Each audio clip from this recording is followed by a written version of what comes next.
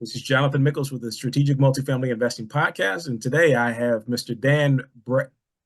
Let me go Brisse. ahead and let you go ahead and introduce yourself, Dan. Yeah, Dan Brisse. Thanks so much for having me on. Absolutely, Dan. I'm looking here at your wall behind you, and I see snowboarding. You were a professional snowboarder, right? Yeah. When I was 13, 14 years old, I found snowboarding and ended up really falling in love with it. And coming out of central Minnesota, my parents were big on just chasing your passion, do what you love. And I heard it over and over and over again. So the thing that made the most sense to me was to follow something that I really love doing, and that was snowboarding. So it didn't turn into I want to be a professional snowboarder day one. It was a slow process of you just really like to do it. You go every day you possibly could, and after a couple of years, you start getting a little better and a little better. And then I remember the day I got better than my brother, who was older than me, and a couple of his friends, and that was a big moment. You're just a little being a little brother. So one thing led to another, and after probably 3 or 4 years, I kind of made a pretty clear decision that I wanted to be a professional snowboarder, and I was going to chase it and commit to it. So So then going back, I mean, like, how do you get involved in that sport? I mean, it's not necessarily like the NFL. I don't know. It may be in Minnesota, where there's scouts that are out looking for people to turn pro or to get involved in games and things of that sort. But how does that work? yeah, in snowboarding, the best way you're going to get recognized would be either contests, local contests or national contests, and then shooting video parts, filming, going into the backcountry or urban and putting together a video part and getting to a level where brands that, say Volcom or, any of these snowboarding companies, Burton, they are interested in you representing their brand. You've hit a level where you can sell product for these companies, and they're going to endorse you based off of how much product they think you'll sell and how much value you'll bring to the brand. So your big brother turned around and did a video for you, and so that's how you kind of got spurred up a little bit. You have a highlight reel somewhere? I mean, gosh, at my local resort in central Minnesota where I grew up, there was a group of 6 to 10 of us who all were really into snowboarding. We all met at the local hill, and we filmed each other kind of just back and forth and started going to local contests, and you started to really build out this core group of riders. And then we all moved to Salt Lake City after we graduated from high school together, and our core group lived in Salt Lake City, and we all would snowboard there every day, work odd jobs, and do whatever we needed to do to get by, and then continued year after year to progress. And finally, we started riding at higher and higher levels. And then one of my really good buddies asked me, he said, "Hey, do you want to go to the Aspen Open?"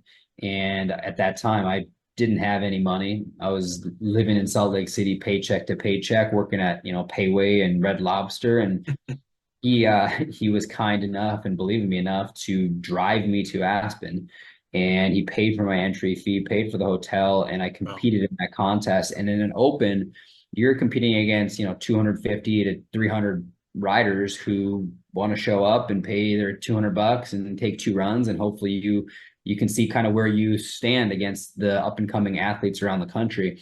And so for that contest, there was a first day was you just had to make finals, which was top 15, ended up mhm. making finals, and I finished like seventh or eighth. And then the finals day came around, and a few of those guys did not land their run, and I did, and I ended up winning that contest. And yeah, when that happened, a bunch of the brands who I had been riding for 5, 7, 10 years at the time already, just as kind of a flow rider, said, "Hey, let's give them a shot. Let's start bringing them around to events." So after that happened, I got invited to a bunch of other pro events where a bunch of other brand managers who actually put teams together were there and got, the chance to be seen, and then started signing other contracts with multiple brands. Wow. So how long did your snowboarding career last, if you will? Yeah. First contract I signed, I was 22, I think, and it was a small contract, first brand. And then the last one ended when I was about 36, 37. So, it was actually a really a long career compared to a lot of these guys. I'm fortunate, I didn't walk away with a injury that took me out of the game, so to speak. I mean, I can't run, long distance marathons, stuff like that. My knee won't tolerate that. But for what we did and the risk we took, if you hop on YouTube and you type my name in and type X Games, you can see the stuff we created, and it was very dangerous and very high risk. So I'm grateful to have had such a long career and exited gracefully, and to be moving on to being a real estate investor. So now you're doing some real estate. Before we jump over and what you've been doing, which has been pretty impressive, what was the thing that made you say real estate? I mean, you've been doing snowboarding for such a long period of time. You're obviously able to now, support yourself, right? You're not Yeah. necessarily going from job to job. Yeah. What was the thing that said real estate? Yeah. That's a good question. So, coming from central Minnesota, my parents being super supportive, they didn't give me any money. So I was living paycheck to paycheck my whole life. And then the snowboarding career takes off, and all of a sudden I start making some pretty decent money, high six-figure income, half a million-ish a year of income coming in. And all of a sudden I got a tax bill. And, I didn't understand that being a self-employed athlete, the amount of tax that I would be required to pay at the end of the year. And it just seemed unfair. It seemed like there was a better way. There had to be a better way than to spend the last decade of my life risking my life. Then all of a sudden you have this potentially short period of time, and now half of what you're making is pretty much not yours. Yeah. So yeah, I started reading everything I could find on tax and how to create tax-free wealth, and came across a great book, and I went and hired a CPA firm out of Arizona. What was the name of the book so everybody else can? Yeah, yeah. It was called Tax-Free Wealth by Tom Wheelwright. Gotcha. And it just basically shared, how you behave and how you earn income is going to dictate how you're taxed. And if you can get yourself on the right side of the equation, which, being a business owner, you have the ability, especially with real estate, to qualify for depreciation. And if you can do a cost segregation study and you can accelerate some depreciation, you can, dramatically reduce your tax bill legally, where you can now have more to invest and keep your money working for you versus, giving it, half of it to the government. So it was a pretty simple roadmap forward that I was looking for depreciation and passive income.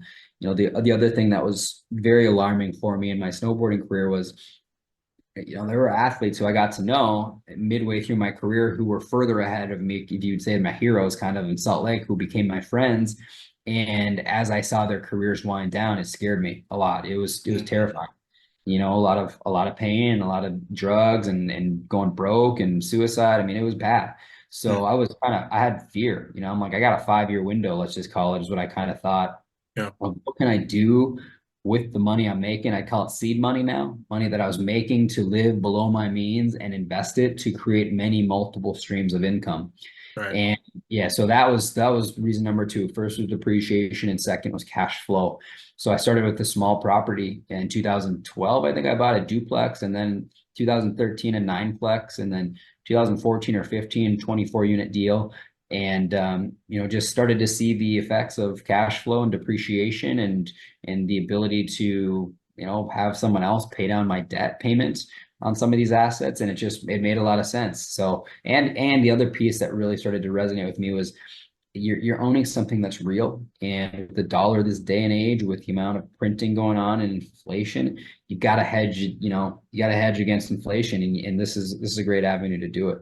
There's a couple of things, a couple of big words for some people in here. I understood what you were saying, but want to go back in a couple of things before I go there. Were you married at this time now, or how did that come in, and how did you talk to your spouse about Yeah. what you were trying to do and how to move your family that way?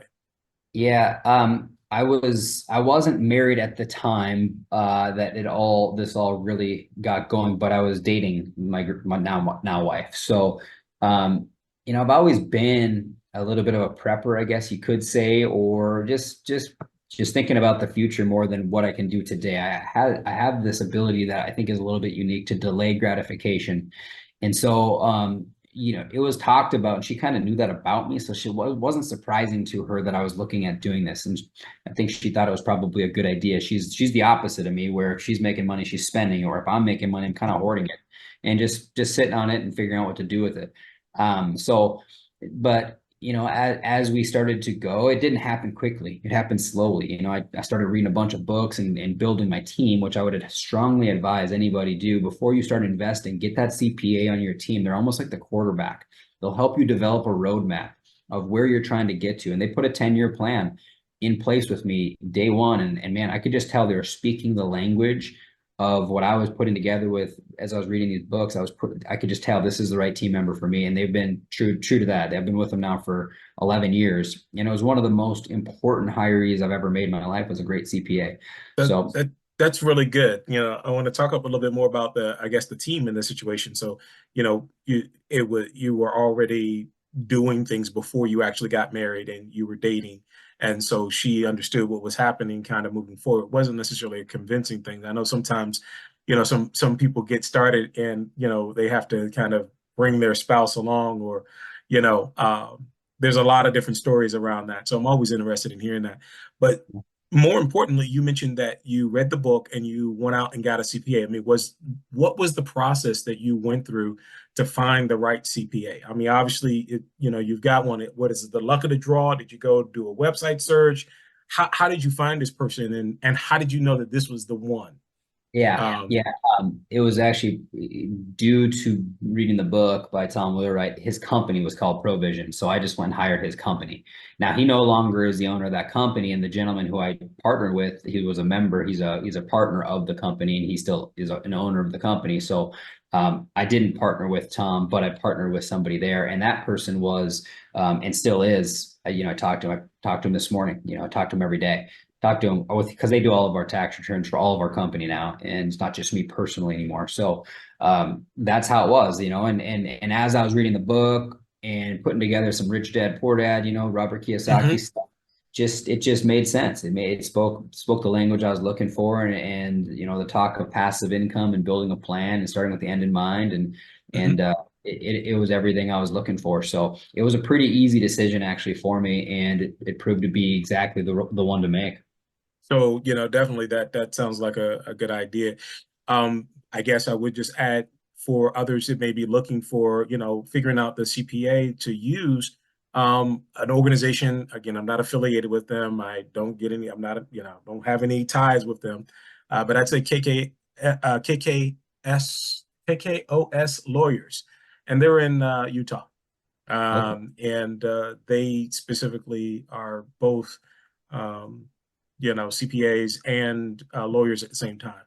And so they Okay. kind of get it. So you want to make sure that they know real estate is the direction that you're trying to go into potentially, right? So that they understand what you've been reading and what you're doing moving forward, because all CPAs aren't necessarily made the same. That's correct. And it'd be great to know that if you're hiring a partner, that they actually are invested as well in real estate. Yeah. Then that kind of helps things go along, because they not only get it, but they're eating their own food there. Go ahead. You're about to say something. Yeah, I think that's so important to say. I'm so glad you mentioned that to the listeners, because not every CPA is created equal. And the CPA that I did have prior to my real estate investing career was not the right CPA for me. It was very, IRA, max it out, and life insurance and all, 401k, that kind of talk, versus taking it a little bit more in my own hands and controlling my destiny, I guess, if you will. So like self-directed IRAs or self-directed accounts that kind of would help do some things that allow you to be able to invest in a little bit more ways than the traditional, 401ks and IRAs that you may have with your organizations. Am I correct in saying that? Yeah, that's how the first CPA was, whereas my new CPA that I now is really a real estate professional CPA. They work in the syndication field. So not every CPA is created equal, that's for sure. Just like, no snowboarder is equal. No, everyone's at different levels and has different focuses and goals. So you just got to make sure you find the right one for you. And if you don't know what that looks like, keep studying and keep getting information, keep listening to podcasts like this. And once you know what you're looking for, now you're ready to go out and put that team member in place. Got it. So you started back in 2013 and you got the deal.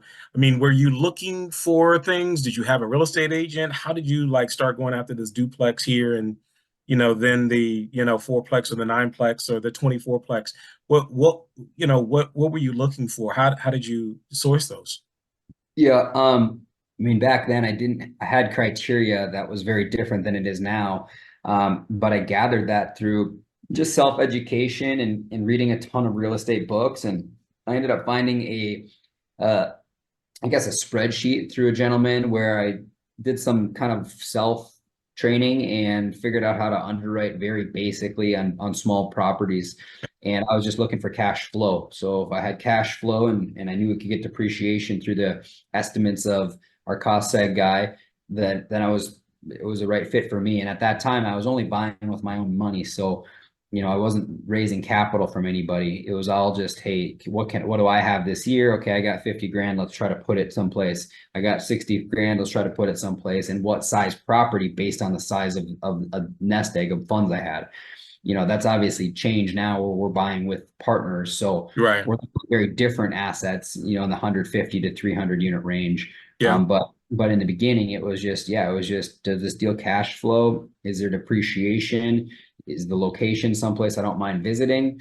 And can I afford it? And great, let's get some, fixed debt in place and get to it. And I was So, lucky to time, like you're buying in 2012, you couldn't really make a mistake. You just were fortunate to be buying through an up cycle. So that was right. a thing too that I don't think I really realized, and I just was lucky with timing. So then with that, let me go back to a couple other things. Cash flow is the money that you have after all the bills are paid, right?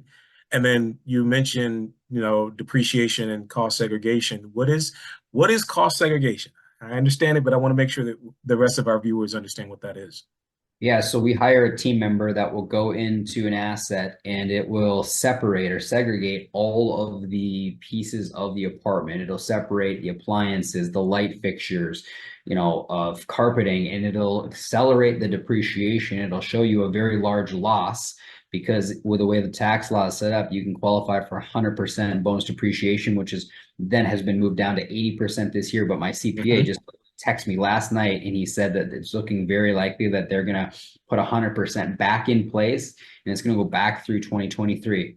Yeah. So that's massive news that is just fresh off the press. We'll Hot see if off that, the presses, yes. yeah. Yeah. So, with that being said, though, you can get a K1, you'll get a K1 for the business because you set up these assets, these real estate ventures in an And LLC. and and what is a K1? Just so, yeah, I understand where you're coming from. I want to make sure everybody Yeah. kind of gets it. Yeah, for simplicity, it's just a tax document that your CPA will create with the cost segregation study and your LLC, and it'll come to you to report how your property did, if you made income or lost income, and it'll be attached to your personal tax return. So that K1 will be a positive or negative number. And if it's a negative number, it doesn't necessarily mean you lost money. You lost money on paper. And the way the tax law is written is if you got a loss on paper, you can offset other income if you're a real estate professional, if you and your wife can qualify as a real estate professional. So you can realistically make more than it looks like because the government wants people to invest in real estate, which they should, because you got to take care of this stuff. This isn't something you're going to buy and be like, oh, I'm rich. You're going to buy it and you're going to have to take care of it, and your management company is going to have to take care of it, and there's work involved. And if you don't Absolutely. have people that are motivated to do it, it's going to go off, it's going to slide and it's going to fall apart. So that's their incentive to get folks to be interested in investing in real estate, and you receive a loss if you know what you're doing. And there's still a lot of risk involved, no question about that. It doesn't just mean, that the depreciation will be recaptured, and you got to know what you're doing as you go. Where that's again goes back to the right team member, the right CPA team member to help you build that out and do tax planning. Another thing that you know that isn't really talked about is as you're getting ready to wrap up the end of the year, you're going to want to do some tax planning with your CPA where you're going to review, let's just say 2023. We reviewed the first 7 months of 2023 and we figure out how much income I've got and how much I need for losses. And it kind of helps you figure out what kind of investments do I need to make before year end, not smoked with a tax bill where you're like, oh my gosh, how did we not anticipate this? You got to plan. You got to be a little bit more active, which isn't a lot of work really. It's just finding a great CPA and getting together with them and keeping track of your income and expenses. There you go. So you keep talking about team, and you've obviously had a great team, if you will, with you in snowboarding, and you've made some great, allies and things of that in that career, and now you're here in this career, and you mentioned that the CPA was the first great team member that you brought on. What is the rubric or the specifications that you use right now in order to go out and look for new team members or vet the ones that you currently have? What is that wisdom that you'd share with how to look for a team member? Doesn't matter what field that they're in, but what is it that you're looking for? Yeah, well, first of all, your team that you're building in real estate is not going to probably come super quickly. It takes time. This takes constant effort, just day after day. You're not going to build it overnight. And the greats aren't going to partner with you overnight unless you're attractive and you have the understanding of why you need and who you need on the team. For us, our team member really at Granite Towers, we hired an in-house accountant and an asset manager and investor relations and scheduling assistant. So those team members came through building our company. But the teams in real estate are a great property management company, and there's a lot that goes into understanding that. Brokers that you are taken seriously when a deal comes on the market, so that when a deal comes on the market, they say, hey, we know our Granite Towers guys are going to close. And when you submit, they take you seriously. A lot of times when you come into this business, it's very unfair. Like if I'm selling a deal, which we are selling a lot, the first question we ask when we get our offers in is, of these groups, who have you closed the most deals with and who's closed consistently without being a pain in the butt? And the brokers immediately are like, this guy not, this guy not. These two have been pretty good. This guy's been great, and his price is close. So you want to be that person when it comes time to buy great deals. The only way you're going to have a chance at even buying them is by having the reputation and being known for that. And that, again, that doesn't happen overnight. You don't just show up and get to that level. But with persistence and with partnering with other people that have done it, then you can kind of ride the coattails of other people. And we do that a lot of times with general partners that we get to know and have similar core values and good synergy, and they can't go get a deal, but they want to be a part of what we're doing. And we can come in and you can do it that way. And you can start to build get a lot of experience and add value to us, and we add value to you. And it's a good, synergistical relationship. You Yeah. you mentioned core values. What are some of those core values that you and your team, value in looking into for other team members?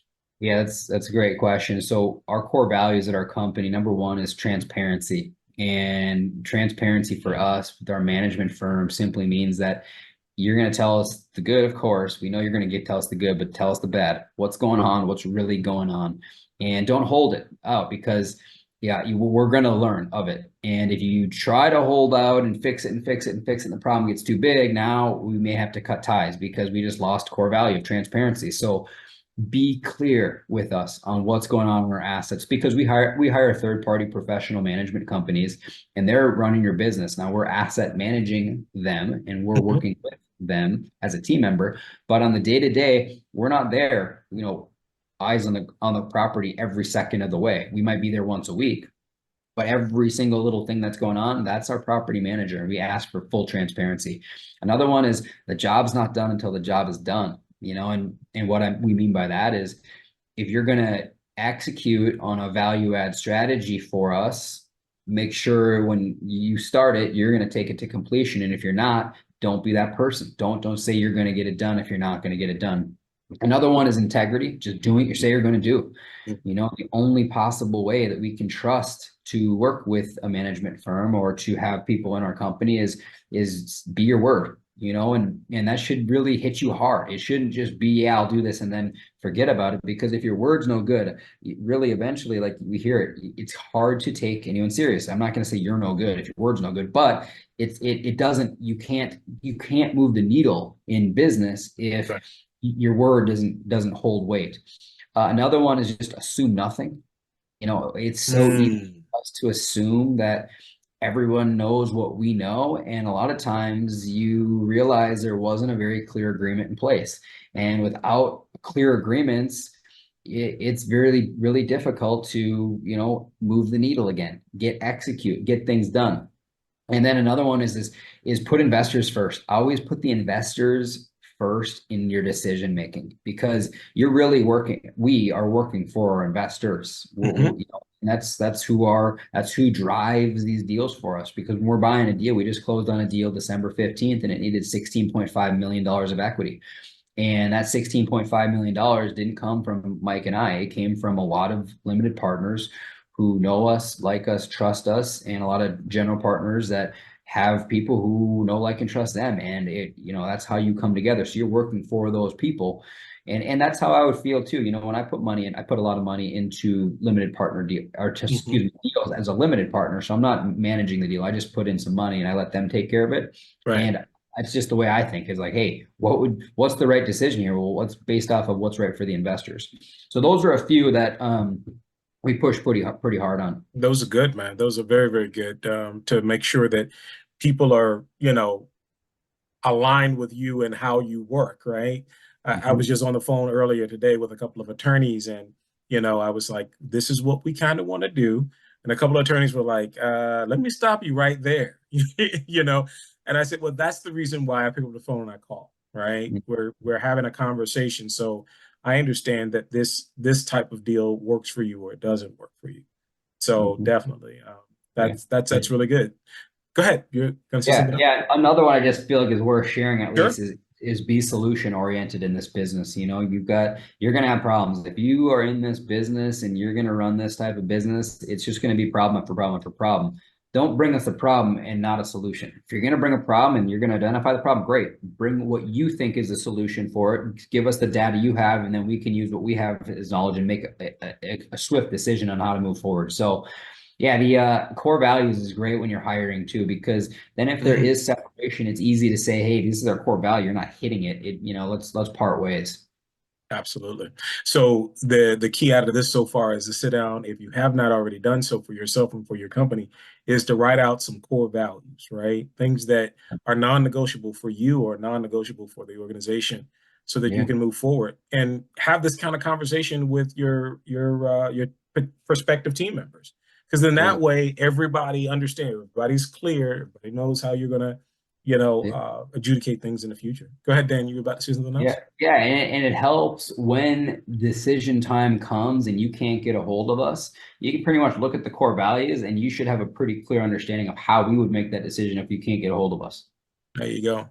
So now you have escalated beyond the 24 unit. Now you have how many under management now?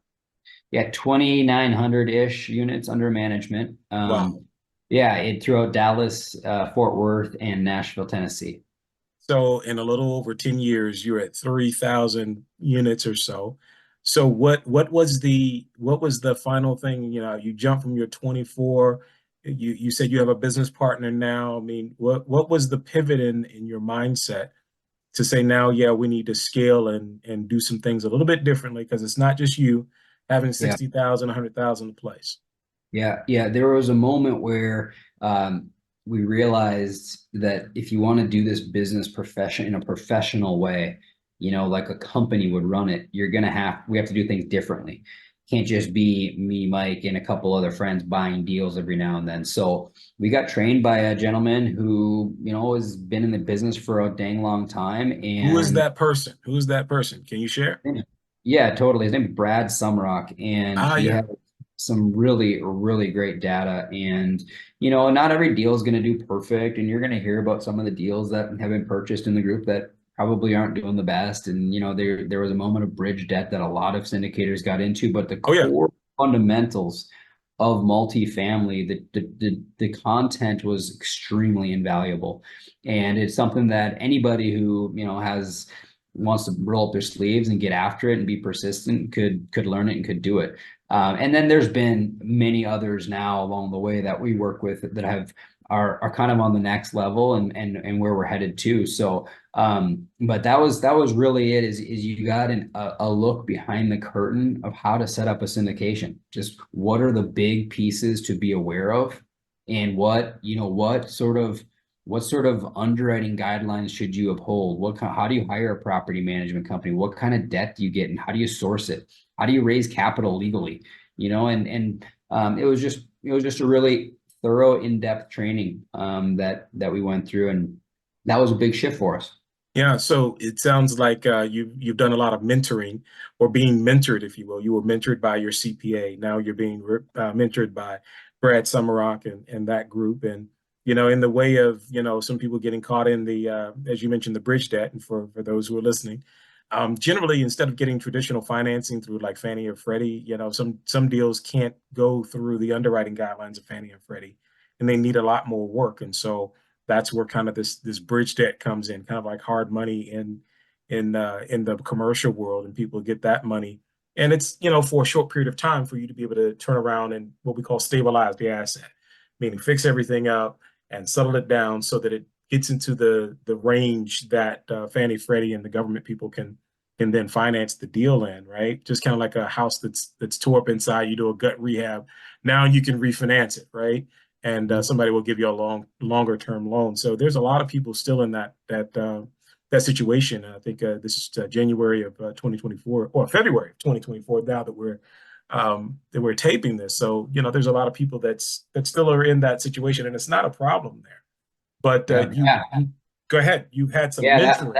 yeah, that was, and that's what bridge debt was designed for. But during the late part of the multifamily run up of, call it late 2020, all of 2021 and early 2022, the only way you could buy a deal was with bridge debt. Otherwise, you weren't competitive. So if you were, and I shouldn't say the only way, but the majority of deals getting done at that time were through bridge debt. And these buyers, relatively new to the market, and got in over their heads and are now, because rates have obviously run up.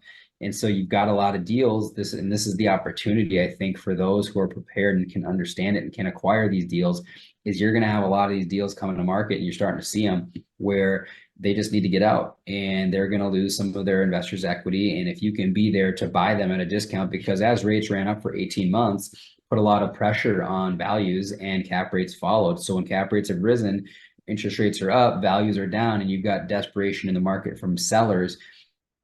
Not many people who can buy and source equity right now. It makes the opportunity to buy the greatest I think we've seen and since the Great Recession. So if you're in a position where you can invest, be clear not to be looking at the rear view mirror of pain from 2021 and 2022, and be looking to the future of where are we now and where will the values go from here, because it's very likely that you're going to see cap rate compression if you buy now, which is the opposite of what we just went through. Right. So if you're buying in 2024 and 2025, by 2028, 2029, you may see some cap rate compression, and you're buying at a way discounted price from the peak of late 21, early 22. And you can only buy now, the only way we found to buy is with Fannie Freddie debt, like you just discussed. So it's fixed debt, low leverage. You're in a pretty dang good position, and you should be pretty dang excited about investing throughout a 2024 and 2025. At least that's where we are on where we are in the debt cycle.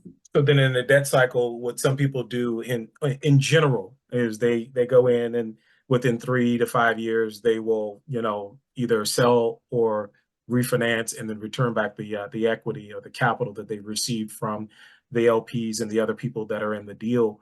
And then some of them allow those people to get out of the deal, and then they still keep the deal, or they just sell the deal outright. Are you all in it to keep deals forever and to keep your investors involved forever after you've returned the capital? Yep, our investors do stay involved forever, whether, if we refinance the deal.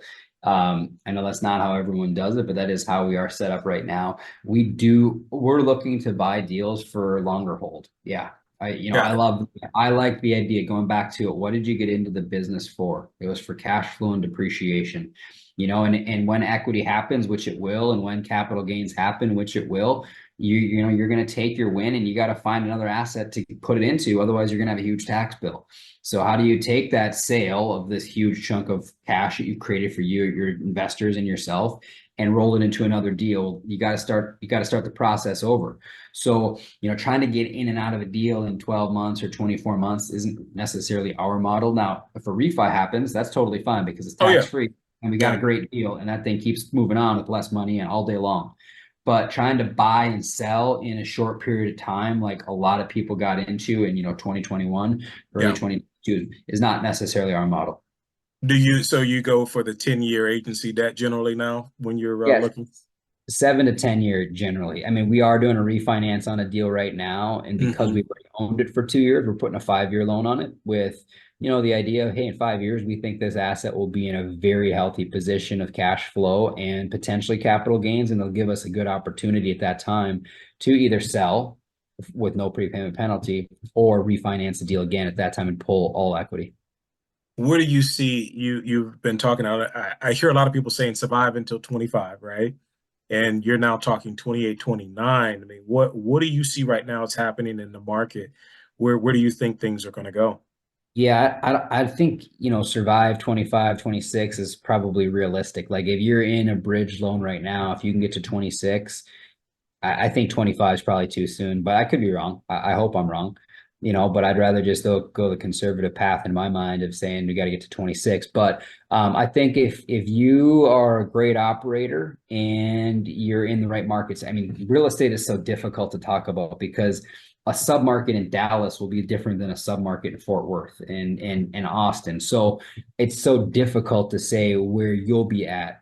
I'll just talk for our assets because that's all I really can, speak to with certainty is that we have two bridge loans, and luckily those deals are in a very strong position of cash flow, and we're refinancing one of them right now, like I just said, to fix debt for 5 years. If you can't get out with a refi, you may want to look to sell and just cut your losses now and be done with the deal. Otherwise, buckle down, plan on buckling down with the investors for a 3 year period and commit to getting 3 to 5 years out so you can secure the deal, get it back to a cash flow position, and then exit when the market's healthier. Go ahead. Well, my last question, and thank you so much for being so generous with your time here, and your expertise, your advice. What happens, because we're focused towards the podcast, at least, is to the new person, right? New person who's trying to get in, trying to get their feet wet, things of that sort. You've mentioned a lot that's going on economically, right? And what one can do, and you mentioned if people are in the right position to be able to do that. But if you're brand new to this business, right, trying to attract some of that wealth and that money, if you will, to do investments, where do you think that individual starts? How do they start now? Do they wait? Where do you think what's going on? No, I think you get after it right now. If you are serious about being an investor in multifamily, the window is open. The door is open. I mean, you talk to anybody who's been doing this for an extended period of time, they have huge plans to buy in 24, 25, 26. Huge plans. Like double, triple, quadruple their company because they see the opportunity is here. So if you can get in the business, get in it, start educating, start going to events, start meeting people, reach out to people on these podcasts, reach out to me. Hey, I'm interested. Doesn't mean there will be a fit potentially, but reach out and get connected. And worst case scenario, I'd be able to, or people on this podcast will be able to direct you to really great places that they've found success. So, Tony Robbins talks about being super resourceful. And I Yeah, think that's where to start is be resourcul. that's You're good. listening to the podcast. That's a huge start and connect with these people. They're real people. They're out building a business. They're busy people, but if you come across the right way and you have respect for people's times, you can really get good information quickly from the right people. That's excellent, man. And well, how do people get in contact with you? Given that you put yourself out here on the line, how do they get in contact with you and your company? Yeah, they can just go to our website. It's granitetowersequitygroup.com and then / contact us. So it's granite, just like the rock, GRANITE, Granite Towers Equity Group.com / contact us. And then it'll come to our database and one of our team members will reach out and you can schedule a call and, go from there. Excellent, Dan. So we have one last question that we always do. We want people to get the boot, right? To spur them on to the next piece of action that they should do. And you've given us some action points already, but is there a piece of wisdom or advice that you would have to give someone the boot? Yeah, I would say one or two things. I would pick up a couple books if you're brand new to this. I think reading anything Rich Dad, Poor Dad, anything in his line will be very eye-opening for you. And also Ken McElroy's got a really great book, The ABCs of Real Estate Investing. And then I would start going to local events, go into these podcasts, reach out to these people and just start being resourceful, start asking, hey, I want to do this. What would you suggest? I feel like after you started from nothing and are building a company, you can look back and say, hey, gal, what I really should have done was X, Y, and Z because these were my goals. And you can collapse timeframes tremendously by getting around other people that have already done it. Absolutely. Well, listen, Dan, thank you again for, this great advice. And we wish Granite double, triple the volume in the next couple of years. And if there's anything that we can do to assist in that, please feel free to let us know.